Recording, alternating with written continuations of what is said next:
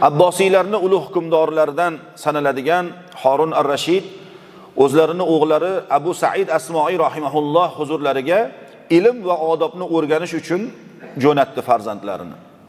Bir kuni o'g'lini holidan xabar olishlik maqsadida keldi. Ustoz Asmoiy tahorat olayotgan ekanlar, oyoqlarini yuvayotgan ekanlar. Xalifaning o'g'li esa ustoziga suv quyib turgandi. Shunda Harun ar-Rashid o'g'liga suvni bir qo'lida quyib, ikkinchi qo'lida ustozning oyog'ini yuvishlikni amr qildi, buyurdi. Va mana shunday qiladigan bo'lsang keyin to'g'ri bo'ladi dedi. Mana ko'raylik birodarlar. Bizani bugungi kunimizda, bugungi davrimizda o'qituvchilar oyog'imni yuvib qo'ygan, oyog'imni bosib o'tirgan deyotgani yo'q maktablarda masalan. Hech yo'q, bolalarimizni mana shunday vaziyatda ularni odobi, axloqini joy-joyiga qo'yishlik uchun o'zimiz o'qituvchilarning yonida turishimiz kerak.